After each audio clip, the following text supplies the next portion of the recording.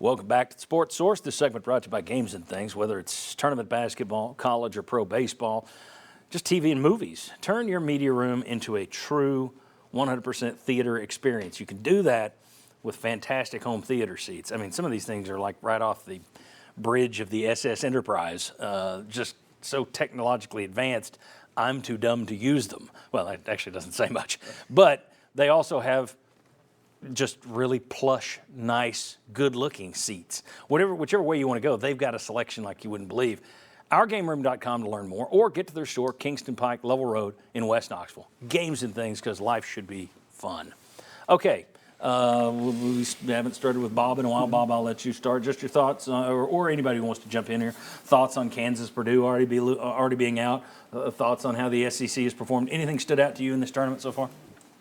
I think the thing that is standing out to me is the blue bloods, the one and done recruiters haven't done as well as you would think that they would do, because that's where all the talent goes. Look at all this. I was reading a story about Duke, and they're talking about who will they have back next year, because you've got guys who are going to go.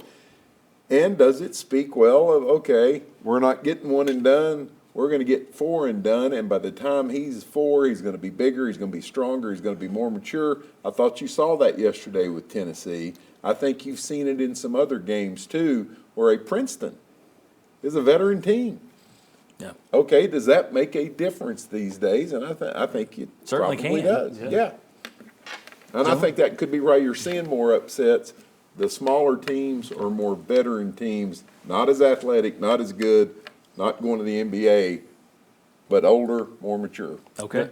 The parity just jumps out to me. I mean, it's amazing that you have two seeds going down in the first round. A two seed like Arizona that I thought was good enough to win it all. Yeah.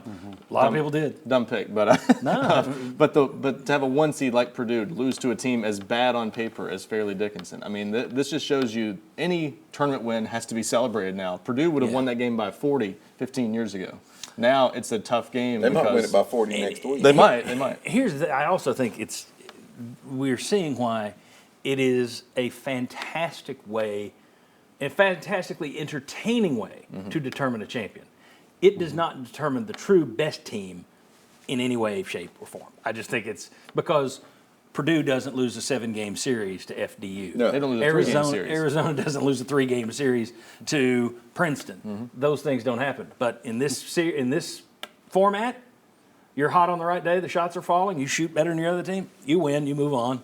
It's wildly entertaining. It's fun, but I don't think it's the best way to determine a champion in terms of getting the true champ. The thing that stands out to me is that Purdue is now 3 years in a row lost to a 13 or higher seed, the only team in the history of the NCAA tournament since they expanded to do that.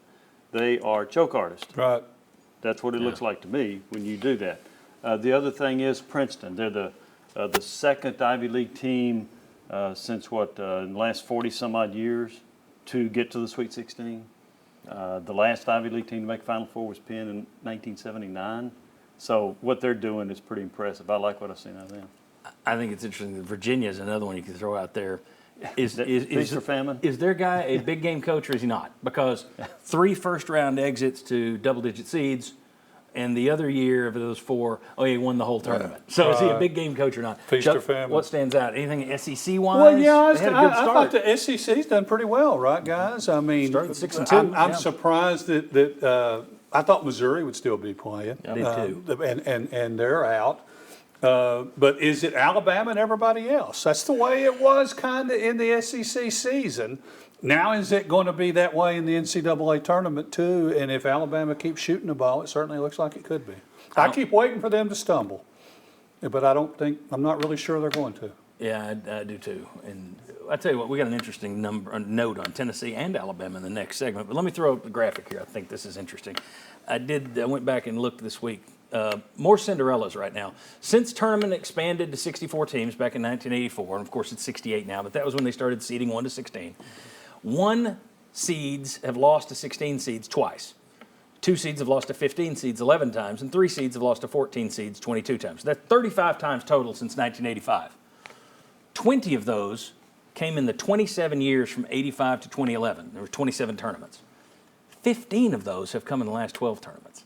You've gone from 0.7, fewer than 1 per year, to more than one per year. That's a pretty good statistical jump when you go from 0.7 a year to 1.2 per year. I think Bob's got an idea that it's about some of the 4-year guys versus the one and done.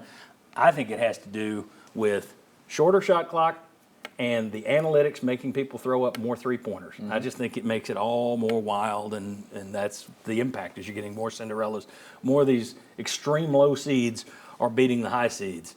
I think your thing plays into it, but I think that it's in my opinion, I think it's mainly shot clock and the craze that is the Steph Currification of basketball. And I think it's easier to go find that missing piece in the portal too. If you're one player short, or if you don't feel like your bench is good enough, because of the COVID year and the portal, you got a pretty good chance to go find somebody. Oh, and that probably works in the reverse way too, that you take depth away from a better team. A guy wants to go play somewhere, he's the 7th or 8th guy, I'm going to go somewhere and be the guy. Yeah, good point, guys. All right. When we come back, how far will Tennessee go? Will they finally reach the Final Four? And we got some stats on that next on the Sports Source. Come on back.